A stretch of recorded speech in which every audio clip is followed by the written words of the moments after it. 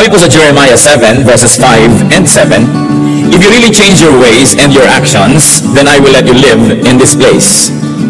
Isang kondisyon ay binigay ng Panginoon sa mga tao. Kung talagang magbabago ang loob kayo, papalitan ninyo ang inyong mga pamamaraan, hahayaan ko kayong manahan sa lugar na ito. At natural ang pinag-uusapan po ay isang bayang pinagpala, isang sitwasyon sa buhay na punong-puno ng pagpapala ng Diyos. Kaya sabi niya, "If you change your ways, I will bless you." We want blessings, we must be ready to follow the rules and to play it by the book. Isang-isa pong dapat nating itigil kung ito hindi pa natin lubos na naititigil para ang pagpapala ay magsimula is to stop childish thinking. Tigilan ang pag-iisip bata. Pwede nating mithiin na magmukhang bata, hindi naman siguro masama. Pero ang mag-isip bata ay dapat ng talikuran because it is limited, simplistic, and selfish. 1 Corinthians 14:20, "Brothers, stop thinking like children. In regard to evil, be infants, but in your thinking, be adults." So, atin pong bigyan ng diin, in regard to evil, be infants. Sa lahat ng bagay na may kaugnayan sa kasalanan at kasamaan ay maging isip bata, maging isip musmos. Walang alam, inosente, malinis. In fact, infants are younger than children. So better and cleaner and purer than children is what God requires. And in regard to thinking, be adults. Sa paggawa ng masama, walang muang. Subalit sa pag-iisip ng tama, tayo dapat ay mistulang mga may karanasan, marurunong na at may edad.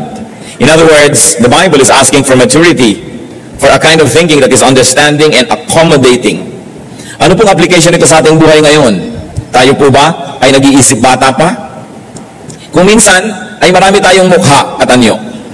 Pagka ang kaharap mo itong grupo ng mga taong to, ikaw ay mature. Subalit may mga tao na pag silang kaharap tayo, nagbabata-bata ang pilit. Pinipilit natin na tayo yung inuunawa, tayo lagi yung inaasikaso, tayo lagi ang iniintindi.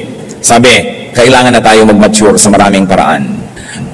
One of the saddest things that you can ever discover is not seeing people for a long, long time, and then after many years, when you see them, to discover that they have not matured at all. Hindi umedad sa pag-iisip. Tumanda lang ang itsura, dumami lang ang mga bilang ng taon, subalit hindi tumanda ang pag-iisip. Sabi nga nila, hindi baling tumanda basta may pinagkatandaan. At nakakalungkot po, may mga tao na kahit ilang dekada na ang lumampas sa kanilang buhay, ganun pa rin mag-isip. Ganun pa rin kakitid ang isip. Ganun pa rin karami ang mga hinihingi na bata lang dapat ang humihingi. Laging siyang inuunawa. Paano po ba mag-isip ang bata? Siya lagi, pagka nagugutom, iiyak. Kailangan itigil mo lahat ang iyong ginagawa para sa pakanin. Pagka meron siyang hindi gusto, iiyak. Dadaanin ka sa iyak, iba-blackmail ka. Emotional blackmail. Hindi siya marunong magpakain sa sarili, papakainin mo pa. Hindi siya marunong magligpit ng kanyang mga kalat, ipagliligpit mo pa. Hindi niya maipagtanggol ang kanyang sarili. Subalit ang mga tao po na nagmamature, nababaligtad, nalalaman mo na nagmamature na ang iyong anak, ang iyong pamangkin, ang mga bata, kung tumitigil na sila unti-unting kailangang laging alagaan at pagkatapos natututo sila na maging responsable at pagkatapos sila na ngayon na nag-uumpisang mag-alaga sa iba, sa mga nakakabata sa kanila o sa mga sobrang matatanda na, then we really show signs of maturity. Kahit po sa ating espiritualidad, kung lagi ka na lamang na kailangang ipanalangin, kailangan ka laging paalalahanan, ligaw-ligawan para umaten sa worship, sundu-sunduin, ibig sabihin, isip bata pa tayo kasi tayo pa yung inaalagaan. Pero dapat dumadating na sa panahon na tayo naman naghahanap ng aalagaan. Sino naman kaya ang aalagaan ko? Ano naman kaya ang gagawin ko para makapag-alaga ng iba? Napakahalaga na gumraduate tayo from being childish to maturity. At ang ating dalangin sa Panginoon, bawat isa po tayo ay makapag-isip-isip saan larangan ng buhay kaya ako immature. Sapagkat yung pong mga immature o isip bata, sila ang kahuli-hulihang nakakaalam na sila isip bata. Kaya kung sa palagay niyo po ay hindi kayo isip bata, baka tayo yung kandidatong mag-isip na isip bata tayo. Kaya siyasatin ang sarili.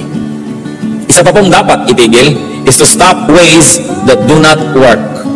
Tigilan ang ating mga pamamaraan na talagang nagasgas na pero hindi naman tumatalab. May mga pamamaraan tayo ng pakikitungo sa ating magulang, hindi naman tumatalab. Ganon din pakikitungo sa asawa, sa anak. Mga pamamaraan at ng pamumuhay pero wala namang epekto. Hindi naman nagbubunga ng mga gusto natin. Dapat ating palitan yan. Sa 1 Timothy 5:23, ano po ang payo ni Paul kay Timothy? Stop drinking only water and use a little wine because of your stomach and your frequent illnesses. Baka naman yung mahilig sa inyo maglasing ay biglang ito ngayon na inyong favorite verse. ay hindi naman paglalasing ito, yung wine, yung table wine, nakasabay sa pagkain. Yung wine na ininom din ng Panginoon doon sa Lord's Supper. Hindi nakalalasing na inumin, kundi kasabay ng pagkain, lalong-lalo na doon sa Mediterranean area. Sabi ni Paul, alam mo na yung kainom mo lang ng tubig ay hindi tumatalab, yung sakit ng tiyan mo ay hindi gumagaling, ay tigilan mo ang pag-inom lang yan at uminom ka ng kaunting wine at nang sa gayon ay gumaling ang iyong karamdaman. Sapagkat alam niya naman nung araw, ang mga tubig ay galing sa mga balon, galing sa kung saan-saan, maaaring may dalang sakit. At dahil itong mga missionary ay kung saan-saan umiinom, kung saan-saan nakakarating, maaaring kung ano-anong mga karamdaman ang natatanggap nitong katawan ni Timothy, kaya sabi ni Paul, huwag na muna yan ang iyong inumin because obviously it doesn't work. Bagamat ang pinag-uusapan po dito is a purely medical issue, maaari tayong kumuha ng inspirasyon sa verse na ito para sabihin, ano ba ang mga iniinom kong di tumatalab? Ano ba ang ginagawa ko sa buhay na hindi naman nagbubunga ng kanais-nais? Tumatala ba ang mga pagdadabog ko? Tumatala ba yung isang linggo kong hindi kakausapin ng asawa ko o lalo lang nainis, lalo lang kami nag-away? Tumatala ba ang aking psychology na ginagamit sa aking anak o baka hindi naman? Epektibo ba ang aking paraan? Sa kakuriputan ko ba, sa kadamutan at sa katinoan, yumaman na ako? Lumuwag na ba ang aking buhay o hindi naman? Baka kailangan palitan na yung paraan na yan. Kasi yung iba sa sobrang nilang kakuriputan, sa sobrang pag-iingat sa sarili at paglalaan sa kinabukasan, wala't wala rin naman, wala pang kaibigan, wala pang nagmamahal. At kung biglang nanigas at namatay, walang dadampot para man lang maglibing. So, epektibo ba ang ating paraan? Kung tayo po yung mga panganay na anak, epektibo ba ang paraan natin, ang pagdodomina sa ating mga kapatid o lampas na kayo ng 20, 30 years old? Abay, tama na yan. Kasi kung kayo ay 18 at ang kapatid nyo ay 10, dapat lang na leader kayo kasi ang dami nyong alam na di niya alam. Pero kung 28 na kayo at siya ay 20, konti na lang ang alam nyo na di niya alam. At kung 38 na kayo at siya ay 30, pareho na lang kayo ng alam. Sa katunayan, kung 58 na kayo at siya ay 50, baka marami na kayong nalimot at mas marami na siyang alam. Nagtataka ko kumisan pati sa magkakapatid, 80, 70, 60 years old na, hindi pa magtrato ng pantay-pantay. Sobra pa rin ng dodomina yung mga matatanda na akala mo higit lalo siyang maraming alam kaysa doon sa iba. Alam niyo po, dumadating tayo sa edad na nag-aabot-abot na yung mga alam na yan. Kaya, tama ba yun? Tama ba ang pamamaraan natin? Kumisan yung pressure na ibinibigay ng magulang sa mga anak, tama ba? Does it work? Yung mga kahigpitan natin, tumatalab ba? O yung sobrang luwag natin, maganda bang nagiging bunga? Dapat po tayong laging magsuri kung ang ating mga pamamaraan ay mabisa. And we should learn from this principle. Sabi ni Paul, stop taking only A because it doesn't work. Take B. What else should we stop? Stop when you have to give way. Kung kailangan magparaya, kailangan magbigay daan, kailangan magbigay ng espasyo para sa iba, maaari natin yang gawin. Stop talking to give way to inspired speakers. Stop being a hindrance to blessing. Stop hugging the limelight if an anointed person must be given attention. Kung minsan po, laging gusto natin tayo ang nangingibabaw, tayo ang nangunguna, tayo ang merong last say, tayo ang lagi na lamang merong final authority, mag-isip-isip tayo. Sapagkat yung karunungan, yung kahusayan, yung inspirasyon, ay naglilipat-lipat yan kung minsan ang puso sa paglakad ng panahon. Walang isang tao na siya lang may franchise to wisdom. Kahit pa nga siya ang pinakamatanda, kahit pa nga siya ang pinakamarunong dati, o kahit pa nga siya ang pinakamaraming pera. Dapat marunong po tayo magbigay. Kahit nga sa ministry, sabi sa 1 Corinthians 14, 29 to 33, 2 or 3 prophets should speak, and the others should weigh carefully what is said. And if a revelation comes to someone who is sitting down, the first speaker should stop. For you can all prophesy in turn, so that everyone may be instructed and encouraged. The spirits of prophets are subject to the control of prophets. For God is not a God of disorder, but of peace. Ito po kontekstong pinag-uusapan, sapagkat marami nun ang mga propeta at maraming nagsasalita, kung minsan na hindi na magkamayaw sa pagsasalita, kani-kanya nasabay-sabay, wala nang nakikinig at wala nang pinakikinggan. Kaya ang sabi ni Paul, kung merong isa na nakaupo at hindi siya ang nagsasalita, subalit may dumating sa kanyang inspirasyon, hayaan siyang tumindig at magsalita, at yung nagsasalita ay tumigil muna at umupo at makinig. Ang dapat lahat ay magkaroon ng pagkakataon na marinig at makinig, at nang sa gayon ang lahat ay mapagpala. Hindi natin kailangang laging dinodomina mga usapan. Kadalasan sa mga pamilya, sa mga magkakaibigan, meron ng parang isang dominant figure. Dapat ba nating katandaan na at kamatayan na yung ganon? Lagi na lang siya ang masusunod, lagi na lang siya ang bida. Dapat din tayo mag-isip-isip. At kung tayo po ay meron ganitong uri ng otoridad sa ating mga pamilya, sa ating mga nasasakop, ay magbago-bago na rin tayo ng sistema. Makinig naman tayo sa iba. Magtanong-tanong naman tayo, gusto nyo ba ito ang gagawin natin? Kakain tayo sa isang restaurant, ano bang gusto nyong kainin? Hindi ako na lang lagi ang order, kung ako ang magbabayad. Tinuturuan po tayo na magbigay daan sa kapwa. Sapagkat ang bawat tao binibigyan ng Panginoon ng kakayahan, ng karunungan. At kung susupilin natin sila ng susupilin, lagi na lang isa ang susundin ng lahat, at hindi siya magbibigay daan, maraming buhay ang masasayang. Nabuhay, namatay, hindi man lang narinig ang tinig, hindi man lang nakapag-ambag ng karunungan, o kaya hindi man lang napagbigyan, and that is very unkind to do, not to give way to people. Kaya kung sino man po ang may positions of authority, positions of prominence, we've got to think about these things. Magbibigay-bigay naman ako. Hindi laging ako na lang. At pag nangyayari po ang maituturing sa biglang tingin na maliliit na bagay na ito, doon lamang natin makikita yung Espiritu ng Diyos na kumikilos sa ating buhay. Na yung pala, ang tunay na kadakilaan ay yung pagpaparaya. Na ang tunay na tayog ng isang pagkatao ay yung pagbibigay daan sa iba. Hindi laging tayo ng tayo. Kahit kung minsan sa magnobyo, kung nakagawian na laging si babae ang nasusunod, tau-tauhan na lang yung lalaki. O kaya yung lalaki ang nasusunod, anino na lang yung babae. Hindi ganyan ang pakikisalamuha at pakikitungo. Kailangan tayong maging makipagkapwa. Kaya napakaganda po ng salitang Tagalog dyan yung makipagkapwa, kapwa-tao. Ano ba yung tao? Yan ang kahulugan ng lahat ng nilikha ng Diyos na mabubuti at maganda sa atin. Hindi tayo hayop, tayo'y tao. At kung ikaw'y nakikipagkapwa-tao, yung respetong gusto mong tanggapin ay ibinibigay mo rin sa iba. Kung gusto mong tumatahimik sila pag ikaw'y nagsasalita, ay tumatahimik ka rin pag nagsasalita sila, kahit mas bata sila, kahit mas mahirap sila, kahit mas mababa ang ranggo, dahil sila ay kapwa-tao. Pareho lang tayong may kaluluwa, may damdamin, may espiritu, parehong nilikha ng Diyos, parehong nalulungkot at natutuwa, parehong may mga pangarap at mga hangarin. At kung pagbibigyan po natin ng mga ganyan, lalo tayo halimbawang may mga kapangyarihan, mga amo, ikaw na lang may karapatang magkaroon ng sakit ng ulo, ikaw na lang may karapatang magkaroon ng mood, ikaw na lang ang may karapatan na magpahinga.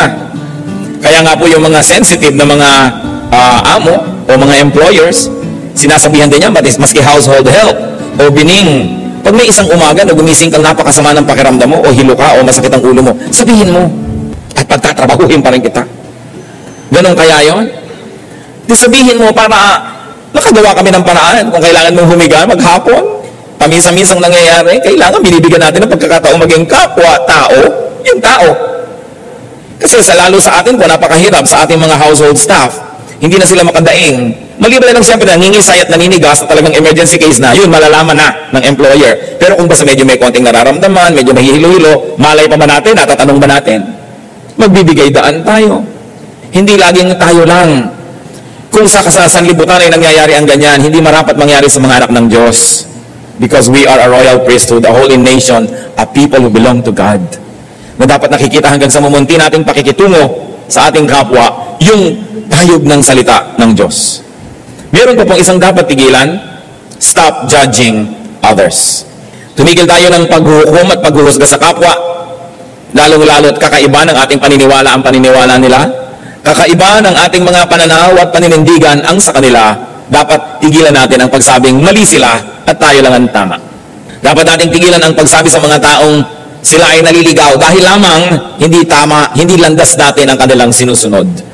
Romans 14 verses 1 to 13, ito po tungkol sa paghuhusga ng mga Kristiyano sa kapwa Kristiyano sa mga issues ng buhay. Accept him whose faith is weak, without passing judgment on disputable matters. One man's faith allows him to eat everything, but another man whose faith is weak eats only vegetables. The man who eats everything must not look down on him who does not. And the man who does not eat everything must not condemn the man who does, for God has accepted him. Who are you to judge someone else's servant? To his own master he stands or falls, and he will stand, for the Lord is able to make him stand. Ano pong unang binabanggit dito? Kasi meron noon mga tao na Hudyo ang kanilang pagiging background. Pagkatapos meron naman ng mga Gentiles na naging Kristiyano. Alam niyo po yung mga Hudyo maraming di kinakain. Ngayon yung mga Gentiles, lahat ng gumagapang, lumilipad, tumatakbo, lumalangoy, kinakain. So, i-judge naman ng mga Gentiles yung mga Hudyo. Ang arte-arte nyo naman, yan, ang dami-dami nyo hindi makain. Samantalang pinalaya na tayo ng Panginoon, nakainin ng lahat. Yan namang mga Jews, i-judge nila yung mga Gentiles. Makasalanan kayo. Kumakain kayo ng palaka. Kumakain kayo ng mga hito. Kumakain kayo ng mga burong talangka, etc., etc. At sila ay nagsisiraan. At sabi ni Paul, huwag kayong ganyan. Kung ang gusto mo lang kainin ay gulay, gusto mo vegetarian ka, di vegetarian ka, pero husgahan yung kumakain ng mga lumilipad na insekto. At ikaw naman, kumakain ka ng dinosaur, huwag mong pintasan yung gulay na lang kinakain. Sabi, kanya tayong konsyensya, tumaharap tayo sa Diyos tungkol dyan. One man considers one day more sacred than another. Another man considers every day alike. Each one should be fully convinced in his own mind. So meron namang sobrang legalista kung kailan ang Sabat. Meron naman nagsasabi na, basta ang sabi ng Panginoon, 6 days of work must be broken by a 7th day of rest. Sa factory ako nagtatrabaho Tuesday ang off ko. Bakit ko ipipilit na maging Sabado yon? Matatagalan ako ng trabaho. Sabi naman nung nagpipilit na Sabado, di matagalan ka ng trabaho, magutom ka, pero sundin mo dapat ang Sabat, Sabado. Mag-aaway-aaway ngayon sila. Sabi ni Paul, may taong antiin niya sa isang araw na yun ang banal. Mayroon namang isa, ito ang banal. Hindi huwag kayong mag-away. Hayaan mo siya. Kasi lahat naman ng araw sa Diyos ay pareho. Siya naman ang lumikha ng lahat ng araw. At ang itinuturo po ng Biblia, on the 7th day you will rest. 6 days you shall labor, and on the 7th you rest. Mahalaga ba kung saan tumama yung 7? O ang mas mahalaga ay pinagpapahinga ka ng Diyos na walang 7 araw na tuloy-tuloy na pagtatrabaho? Magpapahinga ka. Kaya po ito'y pinag-aawayan ng maraming tao maging hanggang ngayon. Nalilimot nila itong sinasabi ni Paul dito na, huwag kayong maghusga. Kung sa kanya yan ang banal, di yun ang banal. He who regards one day as special does so to the Lord. He who eats meat eats to the Lord, for he gives thanks to God. And he who abstains does so to the Lord and gives thanks to God. For none of us lives to himself alone, and none of us dies to himself alone. If we live to the Lord. And if we die to the Lord. So whether we live or die, we belong to the Lord. For this very reason, Christ died and returned to life, so that he might be the Lord of both the dead and the living. Then you, why do you judge your brother? Or why do you look down on your brother? For we will all stand before God's judgment seat. It is written, as surely as I live, says the Lord, every knee will bow before me, every tongue will confess to God. So then each of us will give an account of himself to God. Therefore, let us stop passing judgment on one another. Instead, make up your mind not to put any stumbling block or obstacle in your brother's way. So first of all, on dietary issues, sinabi, kanya-kanya yan. Sapagkat sa Old Testament, maraming regulasyon. Sa New Testament naman ay pinalaya ng Panginoon ng mga tao. Sabi niya, it's not important what gets into the mouth, but what gets out of it. So, alin ba doon sa dalawang susundin mo? Nasa iyong pananalig kasi hindi yon may kinalaman sa iyong kaligtasan.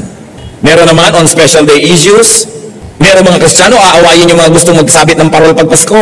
O ba't ka naglalagay ng Christmas tree, pagan yan, evil yan? Wala akong kinalaman sa paganism nung araw, naglalagay lang ako kayong pampasaya. Parang nagdagdag lang ako ng ribbon sa aking damit o buhok, huwag ba sabihing evil to.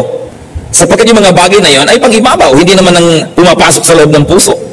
On feasting or fasting. Sabi, kung ikaw ay kain ng kain, nagpapasalamat ka naman sa Diyos at kinikilala mo sa Kanya galing yon, di tinatanggap ka ng Panginoon. Gusto mo namang mag-ayuno at nagpapasalamat ka rin sa Diyos sa pag-ayuno mo, di tinatanggap ka rin ng Panginoon kung ano, ang konsyensya mo na hindi lumalabag sa salita ng Diyos. Kasi pareho naman yan na may makukuha kang verse na nagsusupport Ibig sabihin, malawak yung pwedeng pagkilusan ng Kristiyano at pagkunan ng kanyang pagbabasihan ng kanyang ginagawa. Hindi katulad ng marami, naglalakad lang o na doon sa gitna ng kalsada na may puting linya, samantalang ang lapad-lapad ng kalsada. Merong mga Kristiyano, ganun Ang lapad-lapad ng mundo, ang dami-daming pwedeng gawin, napakalimitado ng ginagawa sa sobrang pagiging bookish. While it is not wrong to walk in the center of the road, especially if it's a pedestrian road, but you can move to the left and to the right with God-given freedom. And those who would like to walk on the left side or the right side should not be judged by those who walk only in the center. Hindi tayo dapat na naghuhusga sa ating kapwa. Ang Panginoon hindi pa nanghuhusga. Hanggang ngayon, ang Panginoon ay tagapagligtas pa rin. Kailan pa siya magja-judge? Pagbalik pa niya. O kaya, pag tayo'y namatay, kung alin man doon ang mauna, pero habang buhay pa tayo, hindi pa tayo hinuhukuman. So bakit ngayon tayo maghuhukom at maghuhusga sa ating kapwa? Pagka meron siyang ginagawa, sabihin natin, God is not yet finished working on him or her. Hindi pa tapos ang Diyos sa kanya. Kaya mga iba, bakit nasa choir yan? Di ba meron pa yan ganito, ganong kasalanan? Hindi pa tapos ang Diyos. Kasi kung tapos na ang Diyos sa kanya, ting, mawawala na siya. Nandun na siya sa kabilang buhay. Hindi pa siya graduate sa buhay na ito. Kaya sa halip na lagi nating sisilip-silipin ang mga kapintasan at kakulangan ng kapwa natin, ipanalangin natin sila, tulungan natin sila, At kung may konti tayong alam, sa mabuti at magandang paraan, ituro natin sa kanila. Pero para husgahan sila dahil mas marami tayong alam, hindi yan ang dahilan kaya binibigyan tayo ng karunungan ng Diyos. Binibigyan tayo ng karunungan para higit tayong maging mahinahon, maunawain, matulungin, hindi para maging mapagmataas. Napakahalaga na hindi madapa ang kapwa dahil na-offend sila sa atin, nasisiraan ang loob dahil sa ating mga panghuhusga. We should stop measuring people only by our standards. Katulad ng sinigang. Matabang ang sinigang mo. Sa ganyan ako magsigang Yan ang sinigang ko. Hindi yung ito ang sinigang dapat, ito dapat ang lasa ng ganito. Kasi kanya-kanyang pagluluto, kanya-kanyang nahiligan. Hindi naman moral issue yan para pagtalunan. Kaya dapat marunong din po tayong magbigay ng daan sa ating kapwa.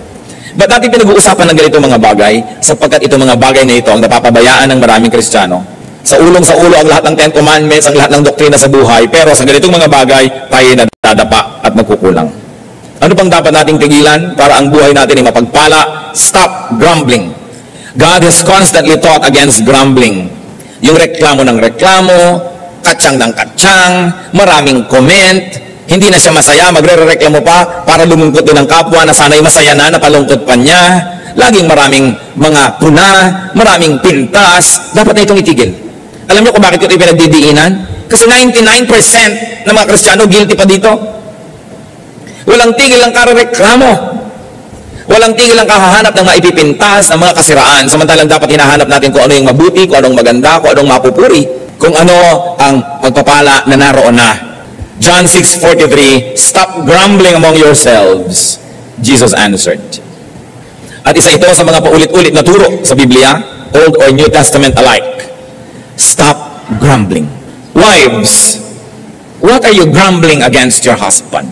Anong mga reklamo niyo at mga katsang-katsang tungkol sa inyong asawa na para bang pwede pa kayo magpalit? Habang nagre-reklamo ka ng nagre-reklamo, yung reklamo mo lalong lumalaki, lalong lumalalim, lalong tumitibay, kaya lalong nagkakaroon ka ng dahilan para magreklamo. Samantalang habang pinupuri mo ang iyong asawa, yung mga kapuri-puring bagay sa kanya, lalo namang tumitibay, lalong lumilinaw, kaya lalo mo siyang namamahal at nababawasan ang iyong pagre-reklamo. Very seldom that husbands are grumbling against their wives among themselves.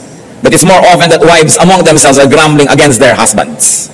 Kaya napaka-importante na, mabahay ka man o lalaki, husband or wife, anak ka, grumbling against your parents, at hindi ka maghanap ng maipupuri at maipagpapasalamat. Stop grumbling. Kung minsan nakakalungkot, ang marami pang grumbling na nangyayari, mga reklamo, among workers in the church, among Christian people, grumbling against the choir director, grumbling against everybody, samantalang nasa church na nga. Mga kapatid, I can never be so repetitious enough.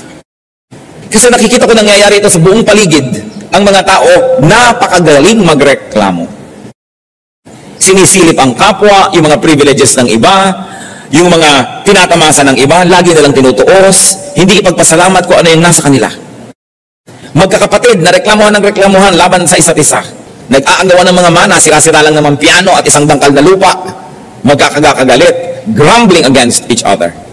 Mga magbiyanan, yung mga manugang na walang ginawa kundi pag-usapan yung kanilang biyanang babae at chismisin at reklamuhan ang mga kanilang mga kapwa. Alam niyo, meron akong 2 kilalang babae na talaga namang huwaran. Pwede natin pagpagawa ng monumento kung paano umibig sa kanilang biyanan. At hindi si Ruth yun, matagal na siyang yumao. Mga babaeng nandito ngayon sa ating kapaligiran na talaga namang pag silang nakakausap mo, parang dapat lahat ng tao magkabiyanan. Pero natitiyak ko na mga biyanan nun may kakulangan din. Pero dahil nagpasya sila na mahalin ang kanilang mga biyanan. Alam niyo yan ay pagpapasya. If you decide, every little aspect of your life will follow the grand design and the big decision. But if you have decided on the other side, then every little act and thought that comes into your life will follow that direction of grumbling. Yun pong mga hindi na natin mapapalitan na karakter ng buhay natin. Magpasya na tayong mahalin sila. Sapagkat pag pinagpasyahan natin yan, madali nang sumunod ang maliliit na detalye ng ating buhay. Kung meron naman po tayong mga valid complaints, talagang dapat, anong dapat gawin? Hindi pag-usapan. At kung talagang humahanap po tayo ng solusyon sa ating mga reklamo, hindi natin sinasabi ang reklamo natin kung kani-kanino. Pumupunta tayo dun sa tao na itinuturing nating pinagmumula ng suliranin at tayo ay sa mahinahon na paraan humahanap ng solusyon. Kasama sila. So you don't talk about people, but you talk with these people. Then something positive will happen. Pwede po bang tandaan natin itong mabuti? Kasi nakakamalat na itong topic na ito eh. Yung stop grumbling. Yung stop talking about people but talk with people with whom you have a problem. Para malutas. Because when you talk about people, the problem will never be solved. And because walls have ears and potatoes have eyes, even corn has ears. Anong mangyayari? Makakarating sa pinag-uusapan nyo yung balita. Magsasalita din siya, makakarating sa inyo, lumala na ng lumala, samantalang hindi naman kayo nag-uusap. Ito isa na nating palitan na paraan. Napakalaki ng bigat na mawawala sa pasanin ng tao. Kung matututunan tayo na kausapin yung taong sa palagay natin ay may kinalaman sa suliranin, pero huwag siyang pag-usap-usapan. There's always a proper forum for everything. At dapat may kaayusan. 1 Corinthians 14:40, but everything should be done in a fitting and orderly way. May isa pa pong dapat tayong tigilan. Stop doubting. Faith is everything. John 20:27. Then he said to Thomas, this is the Lord saying to Thomas, put your finger here, see my hands. Reach out your hand and put it into my side. Stop doubting and believe. Mga kapatid, mag-isip tayo. Anong pangako ng Diyos ang pinagdududahan nyo? Anong salita ng Diyos na napakalinaw sa Biblia ang pinagdududahan nyo? Sabi ni Lord, stop doubting. Believe. Ang nangyayari sa ating buhay ay inuukit at binibigyan ng anyo at kulay ng ating pananampalataya. Ang maaari lang maganap ay yung lang pinaniniwalaan natin. Faith can extend or limit us. Kaya napakahalaga, panindigan ang mga pangako ng Diyos. Hindi ibinigay, hindi isinulat ang mga pangako ng Diyos para pagdudahan. Ibinigay yan para panindigan, panghawakan, sandalan, tindigan, para tayo magkaroon ng kapayapaan, katahimikan, kaayusan sa ating buhay.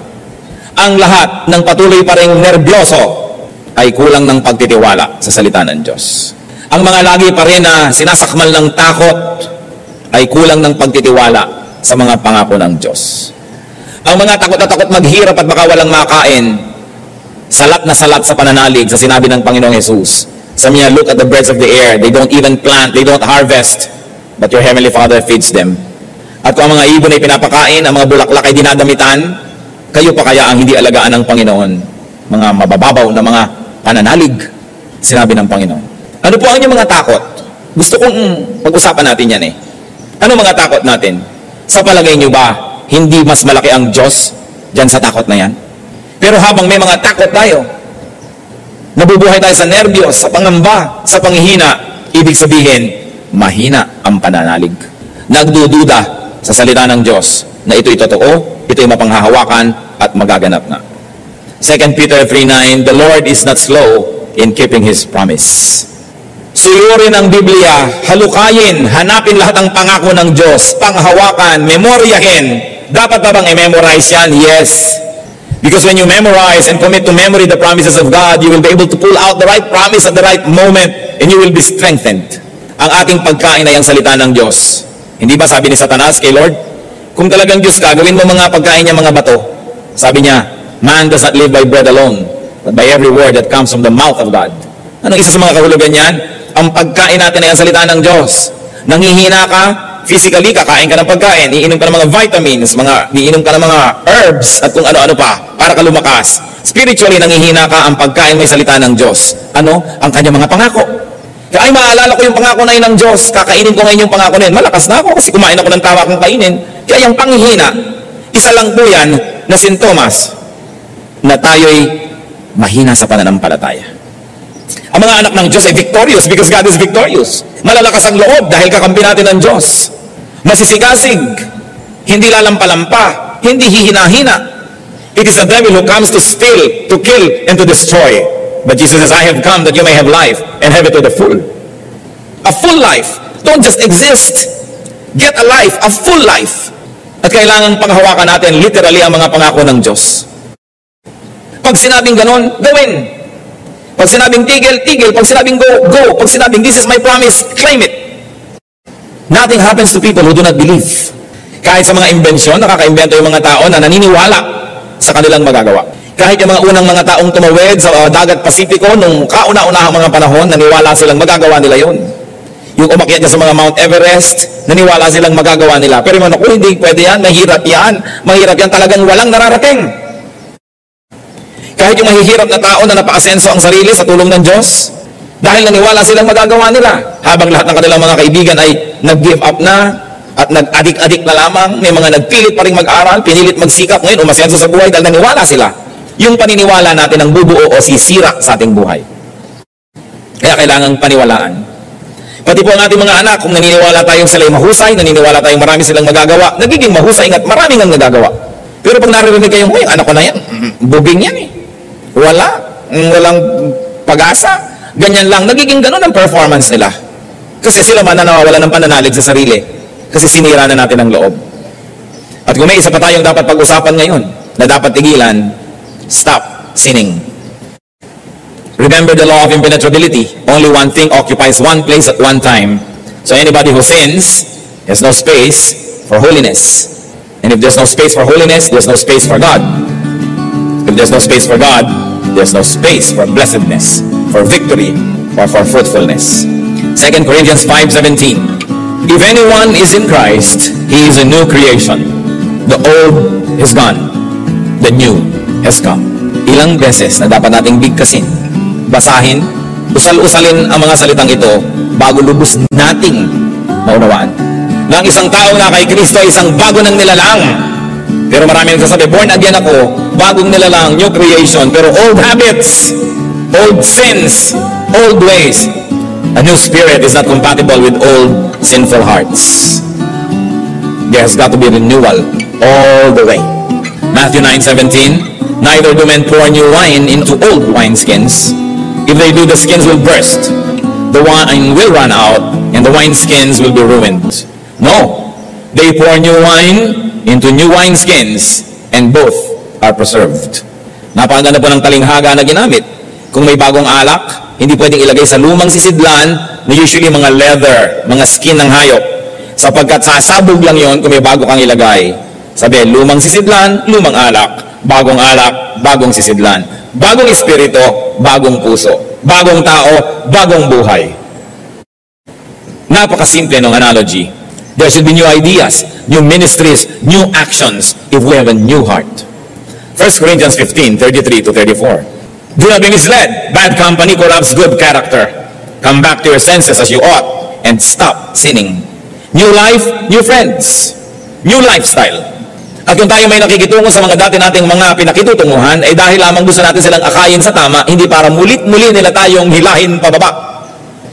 At kung nakakahalata tayo ng ating mga dating mga kapalagayang loob, hinihila tayo pababa, dapat kahit man lang pansamantala na tayo'y umiwas sa kanila hanggang tayo'y maging malakas, hanggang dumating tayo sa punto na gano'n na tayong kalakas, pag tayo nakikisalamuha sa kanila'y sila ang nahihila na natin pataas.